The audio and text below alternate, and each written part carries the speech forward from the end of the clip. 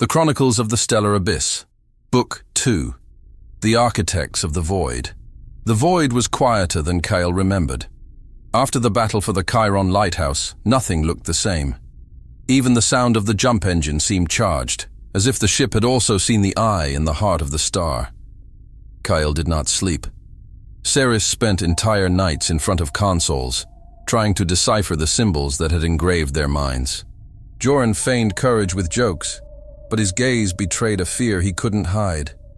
And Nira had changed. The girl, once frail, now spoke in her sleep in languages no one knew. Sometimes he woke up crying, saying that the stars were whispering. At other times he smiled with his eyes closed, as if he heard a forbidden song. It was on one of these early mornings that the signal appeared. A dot flashed on the sensors, faint, jagged, but unmistakable. Ceres adjusted the frequencies, her eyes wide. It can't be real. Kale leaned over the panel. What is it? The engineer hesitated, then whispered. Human identification. Orion fleet. Kale froze. Orion's fleet had been destroyed 20 years earlier, in one of the first battles against forces that no one had been able to identify. Thousands of lives erased in a matter of hours. Nothing remained but disconnected accounts and a trail of wreckage. But the sign was there. The ship followed the trail. The jump ended in front of an impossible scene. In the heart of a gravitational rift, where light bent into impossible spirals, an entire fleet was suspended. Cruisers, frigates, fighters, all motionless, frozen in space, like miniatures on glass. No explosion, no apparent damage. Just silence. The emptiness around it vibrated like a crystal about to crack. It was as if the weather there did not obey the same rules. Stars in the background stretched, disappeared, and reappeared like ghosts. Holy cosmos, Joran murmured, without irony. They're stuck. Kyle did not answer.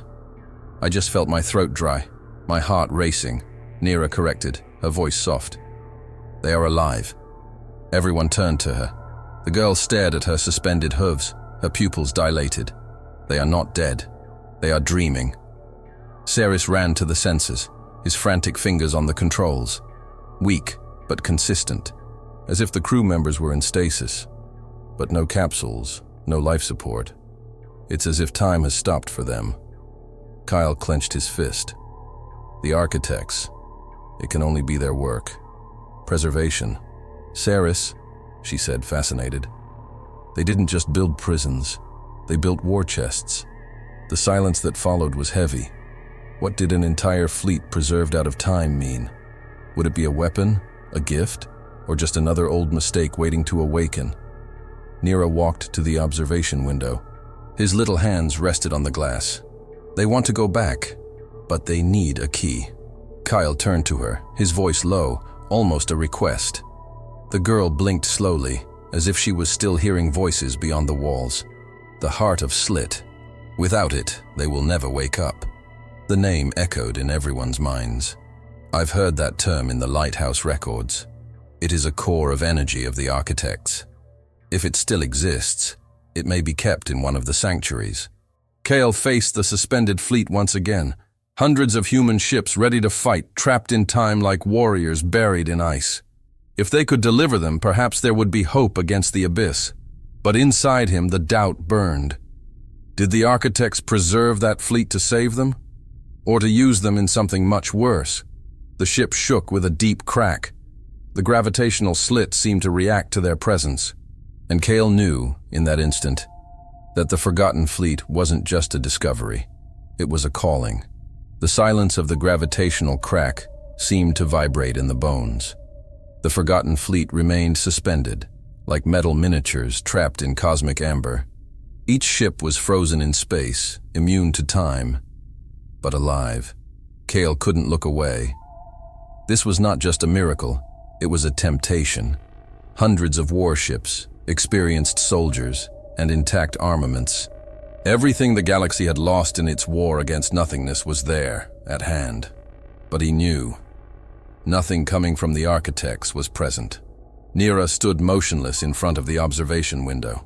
His lips moved in almost inaudible whispers. "They're singing," he murmured. "They are dreaming, but the music is sad. They don't know if there is still a tomorrow." Joran took a step back, uncomfortable.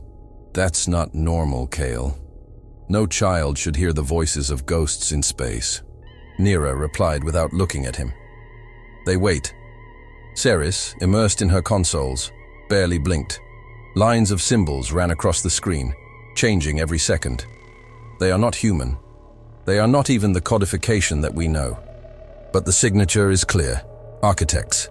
She turned to the group, her face illuminated by the bluish light of the runes. This collective dream of the fleet is no coincidence. They are being maintained by an active matrix. There is a frequency that sustains this stasis, and it comes from outside the rift. Kyle frowned. From where? Ceres smiled, tense but excited, as if touching a forbidden secret. In the hologram, the coordinates projected themselves, a lost orbit around a dying star, at the edge of the dead sector. The Guardian was no longer with them. He had died in Chiron, but his voice seemed to echo in Kale's memory. The lighthouse is not a machine, it's a prison. He walked away from the console, his heart heavy. I don't like that. If the architects trapped this fleet in a crevice, maybe they had a reason. Ceres replied without hesitation. Or maybe they wanted to preserve it, knowing that one day we would need it. Nira looked up, finally staring at Kale. Only then will they wake up. Without it, they will dream until they are lost. Kale took a deep breath. Every military instinct screamed not to mess with forces it did not understand. But each look of the crew showed something different. Ceres hungry for knowledge, Nira taken by an impossible certainty, and Joran already calculating the profits and risks. Deep down, he knew that the choice was already made. The ship moved away from the rift, the ships of the forgotten fleet remaining behind like watchful statues. The jump has begun. As the stars stretched out on lines of light, Kyle took one last look through the viewfinder, and for a moment, he swore he saw something inside the darkness of the rift watching back. A reflection. One eye. The jump ended in front of an impossible vision. On the horizon, bent by the gravity of a black hole, a structure rose that could not be mistaken for human work. The obsidian sanctuary seemed to have been carved from a single block of living rock, a mountain torn from the heart of a planet and shaped in space. Its surface reflected starlight like black glass, but pulsed in subtle shades of red and blue, as if it were a sleeping organism. Kyle held his breath. This wasn't built, was cultivated. Ceres didn't look away, fascinated. The architects molded matter like clay. They did not erect structures. They made the universe obey. The craft approached slowly. Immense runes, the size of cities, were engraved on the station's carcass. And as Nira walked across the deck, those marks began to glow. That's a very bad sign. Places that blink when children show up never end well. Kyle landed the ship on a colossal platform where ancient obsidian towers stood like broken teeth. The air inside the sanctuary was thin and metallic and vibrated in a constant low tone, a sound that came not from any loudspeaker but from the walls. The group advanced through the corridors. The dimensions were disproportionate, as if the place had been made for beings 3 times larger than humans. The ceiling faded into the darkness. Columns rose like endless trees, and symbols moved discreetly on the walls, changing shape when they were not observed. Ceres recorded every detail on his devices. This is beyond anything we imagined. It's not just architecture, it's memory. The shrine itself is alive. Suddenly, they came to a circular room. In the center, an obsidian pedestal with inscriptions that burned deep blue. Nira moved forward without hesitation. The runes lit up at his touch, and the entire room reverberated like a beating heart. The projection took shape in the air. Giant silhouettes, humanoid, but impossible to define. Voices echoed in an unknown language, but which everyone somehow understood. The rift heart is the key. Whoever wishes to liberate must pay the price of memory. The vision dissipated as quickly as it appeared. The silence returned, even heavier. Joran broke the mood with a trembling voice. I knew it was going to end up in some kind of curse. It always ends. Kale looked at Nira, who was pale. Her eyes glazed over. The girl replied quietly, almost breathlessly, to wake up the fleet. We need the heart, but every time we use one, someone loses a part of themselves. Kyle closed his eyes. The weight of choice was beginning to reveal itself. The sanctuary was not just a temple. It was a warning. And in the back of his mind, Kale felt the same question as always. Did the architects want to save, or just postpone the inevitable? The runes led the crew to the bowels of the sanctuary. The path seemed to descend endlessly, each corridor narrower and more stifling, until it opened into a colossal cave. In the center, suspended in a gravitational field, was the rift heart, a pulsating core, black as liquid obsidian, pierced by cracks of red and blue light. Its brightness did not illuminate the space. It devoured the darkness around it, bending it into impossible curves. Ceres was breathless. My God, it is as if it were the heart of a black hole domesticated. Kyle kept his rifle in his hand. No one approaches until we are sure. But the warning came too late. The ground shook with a metallic roar. From the walls of the sanctuary, colossi began to detach. Leviathan healers. 20-meter-tall machines with blade-like arms, heads carved like faceless masks, and blue eyes that burned like distant suns. Joran swallowed. Really? Who guards a battery with iron monsters the size of turrets? The Leviathans advanced in sync. His footsteps made the ground shake. Defensive position! Kyle shouted, opening fire. The shots ricocheted against the carapace of the colossi, leaving only superficial marks. The sound reverberated like thunder inside the cave. Ceres ran between consoles, trying to access some kind of control protocol. They are part of the sanctuary itself. If I can break the command hierarchy, maybe. Explosions interrupted his words as a Leviathan slammed into the ground, opening a crater. Kyle fired non-stop, dodging the glowing blades by inches. Joran darted in all directions, cursing louder and louder. I swear, Kyle, when this is over, I'll never enter the damn alien temple again. It was Nira who changed everything. The girl walked towards the heart, her eyes shining deep blue. They want to test. Kyle tried to reach her. Nira, no. But when it touched the gravitational field, the Leviathans froze. The nucleus reacted. The field opened up like a cocoon. And for a moment, they all saw images cross their minds. The forgotten fleet waiting, motionless, like soldiers standing at attention. Worlds burning under the gaze of the abyss. The architects sacrificing entire memories of their civilization to keep the seals active. Nira fell to her knees, almost lifeless. But the field fell apart. The heart floated toward the group, as if it had chosen to go with them. The Leviathans retreated to the walls, motionless again. Kyle ran to Nira, holding her in his arms. Stay with me. She opened her eyes slowly, murmuring, Every time we use the heart, something goes out. There is always a price. Ceres was already preparing the containment devices. We have no choice. We need to take this to the fleet. Kale looked at the heart, pulsating like a trapped sun, and felt his stomach sink. They got what they came for. But in his heart, he knew that they had not won. They had just stolen something much older. And far away, in the void of the galaxy, the abyss responded. A distant star faded in absolute silence. The fleet floated motionless in the rift, ships frozen like sleeping giants. At the center of Kale's ship, the rift heart pulsed within a makeshift containment chamber, its red and blue rays dancing like electric serpents. Ceres activated the controls, the rapid breathing, like a scientist on the verge of a miracle. It's ready. If we connect the heart to the energy matrix of the rift, the ships will wake up. Kale stood still for a moment. Every instinct screamed against that. But at the sight of the suspended fleet, hundreds of lives trapped in an endless dream, he saw no choice. The energy field expanded, linking up with the ships. One by one, the cruisers began to glow. The lights on the windows flickered. Systems reconnected with spark cracks. It was like seeing ghosts breathing again. And then the price came. Kyle felt the shock before he realized it. A sharp pain ran through his mind, as if something was being torn out.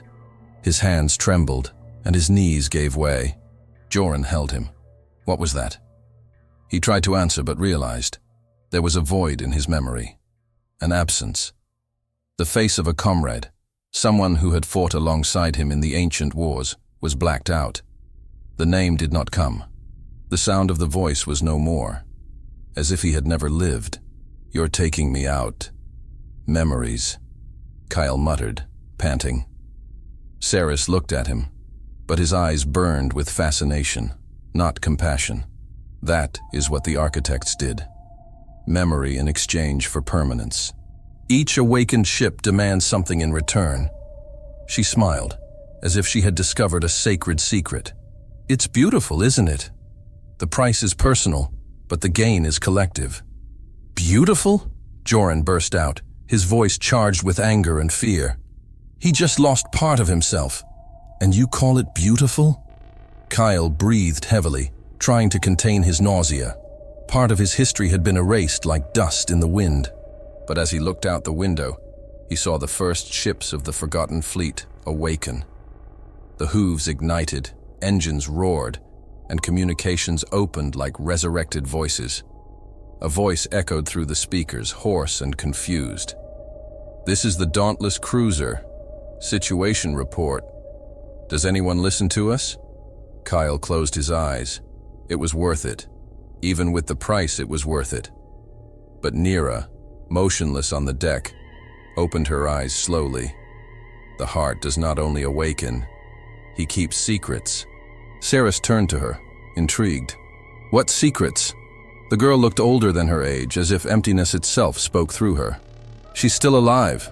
Kyle asked, his voice low, almost afraid of the answer. Nira lifted her face, her tears flowing. Isla.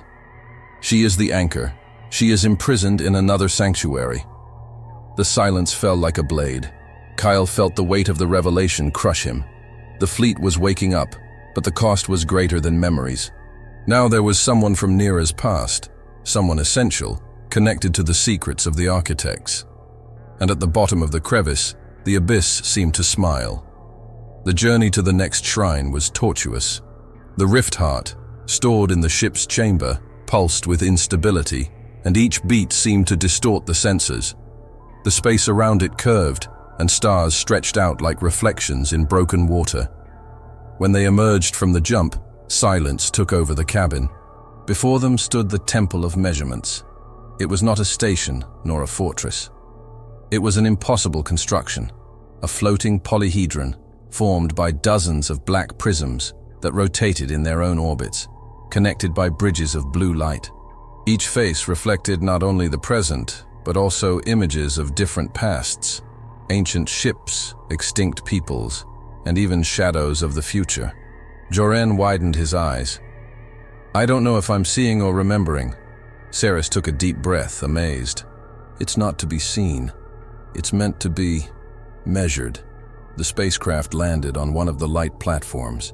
As they stepped on the ground, Kale felt vertigo. Time seemed broken inside. Each footstep echoed twice, once in the present and once a few seconds later, as if they were shadows walking along with them. The inner walls were covered with living runes, which were constantly rearranging. In the center of the temple, a colossal ring rotated slowly, emitting a low sound that vibrated in the bones. It was Nira who stepped forward. His eyes reflected the blue light of the place. The runes responded to his presence, opening passages that were previously closed. He recognizes me, said the girl in a soft voice. I'm the key. Kale felt a shiver run down his spine. The key to what? Nira did not answer. Saris touched the runes with his fingertips, and images emerged. The architects, giants of almost human form but with misplaced proportions, gathered in cosmic assemblies. Their voices echoed through the temple in unison. We miscalculated. The abyss is not an entity, it's a reaction. To arrest him was to fix the error in the heart of the universe. The projections showed the birth of the lighthouses, raised like padlocks around the cosmic wounds. Thousands of civilizations sacrificed in the name of containment. Each stamp erected cost entire memories erased from reality. Kyle watched in silence, feeling his anger grow. They didn't save anyone. They only delayed the end. Ceres, fascinated, replied, "Or perhaps we have been given time. Time is all a civilization needs to reinvent itself." While they were arguing, Nira approached the central ring. The symbol on the ground flashed beneath his feet. The temple recognized her. Her voice echoed in two tones, that of the child and another, deeper, ancient one, the anchor of the prison. The ring stopped spinning. The whole temple vibrated. And then a new projection emerged, not from the architects, but from something more recent. Yoren's face. Kyle stepped forward, his heart racing. The exiled commander, who should have been destroyed in the collapse of the lighthouse, now appeared shrouded in shadows, his eyes glowing red. His voice sounded deep and distorted. "Kyle, you didn't arrest anything. He just opened the door, and I've already crossed it." The projection dissipated into distorted laughter that echoed through the temple. The silence returned, heavy as lead. Kyle clenched his fists. Yoren had not only survived, he now served the abyss. The ships of the Forgotten Fleet now breathed again. Lights on, engines vibrating, human voices echoing through communicators after decades of silence. It was like bringing back dead people who should never have returned. But the joy did not last. In the command room, Kyle stared at the holographic transmission of a newly awakened captain, Captain Lyra Vare. His eyes burned with fury and conviction. "You're not a hero, Kyle," she said, her voice firm. "You stole the heart and put yourself in charge of something you don't understand. If he really wanted to save the galaxy, he would have already used that power against the abyss instead of wasting it on failing prisons." Kyle kept his tone controlled, but the tension was visible. "The price is already too high."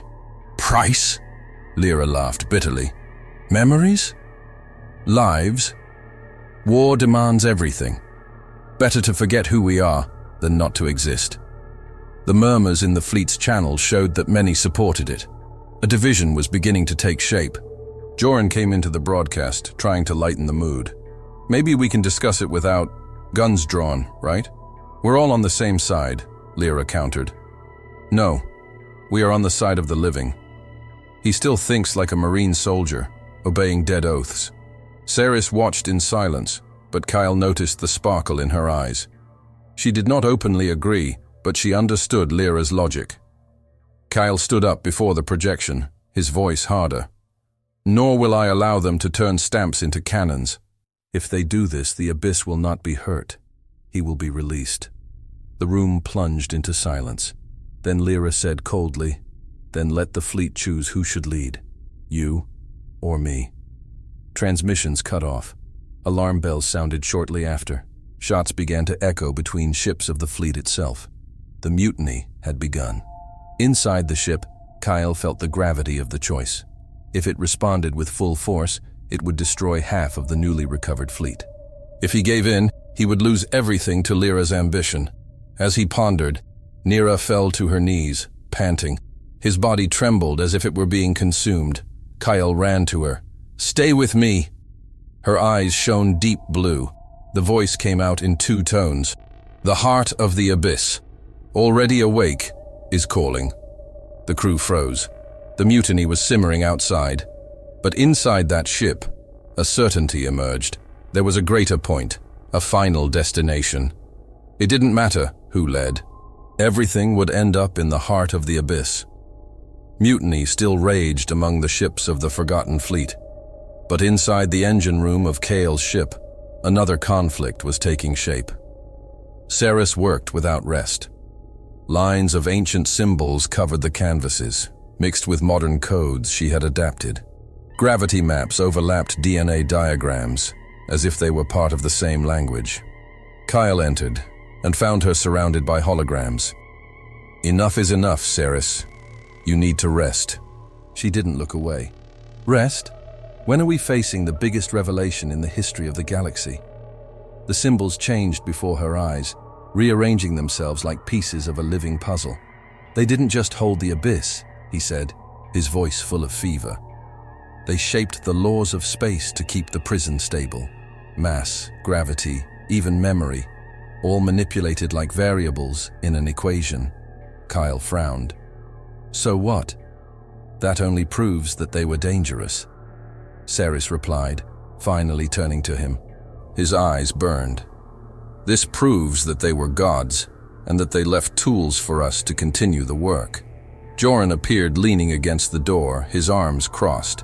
"I've seen that look on a lot of people. It always ends in disaster." Ceres ignored him. He turned his eyes to Kale. "With the knowledge of the architects, we don't just need to resist the abyss. We can control it. Open controlled breaches. Use your energy as a weapon, as fuel, as a future."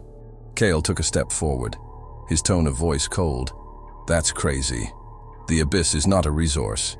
It is destruction." "No," she insisted. "Destruction is all we see. But the abyss is also creation. It is raw material. If we learn to bend it, we will win." Nira emerged behind Kale, her voice low but firm. "That's what he wants. That someone believes they can use it. Every time we touch the abyss, it touches back." Ceres stared at her harshly. "You speak as if you understand, but you're just a child chosen by chance. I, Nira, have studied my whole life for this moment." Kale felt the air heavy. The tension was not only between ideas, but also between destinies. He approached Ceres, his voice low and controlled. She smiled, but not with joy. "Maybe it's the line we need to cross to survive." Before Kale could respond, the holograms changed on their own. Red symbols lit up, spinning in impossible spirals. Alarm bells began to sound. Kale looked at Ceres, his heart racing. "What did you do?" She took a deep breath, like someone who had just jumped off a cliff.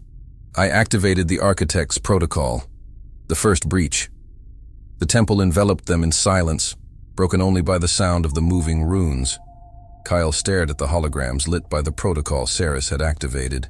There, before him, two possibilities sparkled as rival destinies.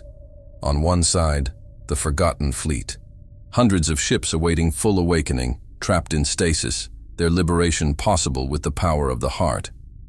But each activation would demand memories, and the more fleets they unleashed, the deeper the forgetfulness would be. On the other, a signal pulsed in the void, an echo trapped in another shrine. Isla, Nira's mother. An anchor of life connected to the heart, held by the architects as part of the prison. Kyle closed his eyes, his mind divided. Save an entire fleet, or a life. Thousands of warriors against the abyss, or the living key that could seal everything forever. Joran was the first to speak, with his brutal sincerity. "There is no choice here, Kyle. One life against thousands. We need the fleet. I'm not a hero, but I know how to do math." Ceres agreed, her eyes burning with conviction. "If we lose the fleet, there will be no war. There will only be surrender. We need them. And if the price is memories, so be it. No one will remember the pain, only victory." Kyle turned to Nira. The girl looked smaller than ever, her eyes full of silent tears. "She's my mother," he said in a low voice. "I feel her. If we let her, it will be like erasing my own soul." The silence fell heavy. Kyle felt the crushing weight of the decision. He could be a soldier, commander, guardian, but at that moment he was just a man forced to choose between collective hope and individual love. The guardian was no longer there to advise. The responsibility was his alone.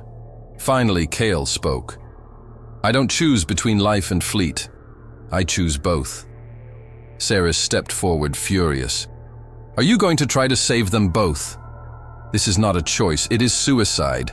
"So be it," Kale replied, his voice steely. "But I'm not going to abandon Nira, nor condemn the fleet." The heart shone, reacting to the impossible decision. The temple shook as if the universe rejected the contradiction. Runes lit up red, the prisms of the temple of measurement spinning at impossible speeds. Nira screamed, lying on the ground, overcome by visions.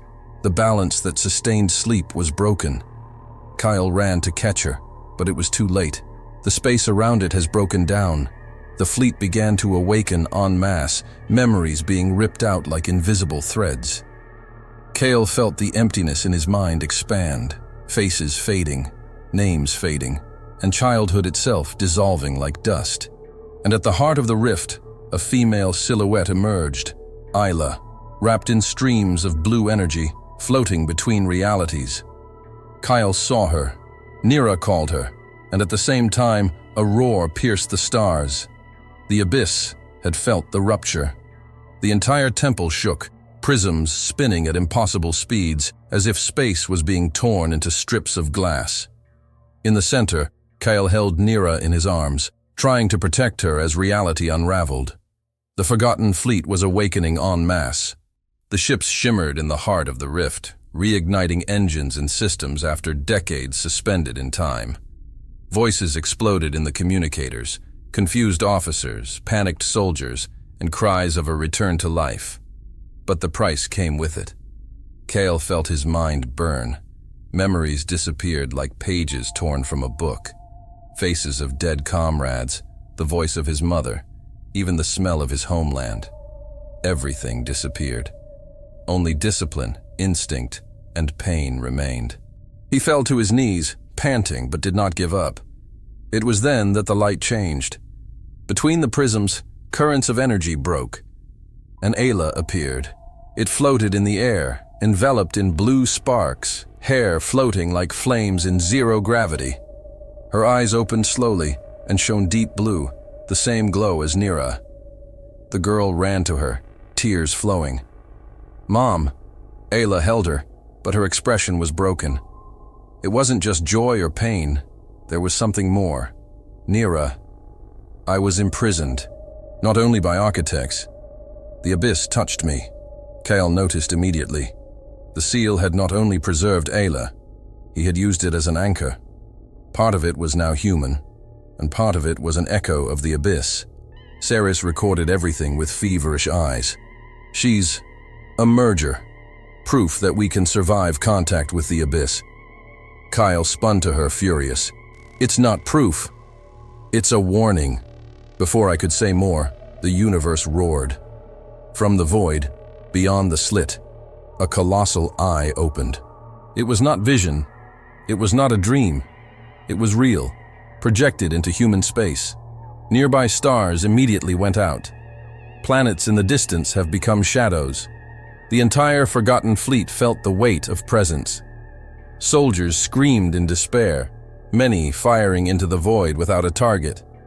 Nira fell to her knees, her hands on her temples. He woke up. "He's looking." Ayla hugged her, but her voice came out in two tones, one human and the other deep, deep. "Impossible. The heart of the abyss is no longer sealed." He crossed over. Kyle looked up, his chest burning. He had saved the fleet. He had saved Ayla. But when he tried to save the two, had opened the door. The cosmic eye shone, and in absolute silence, the abyss entered.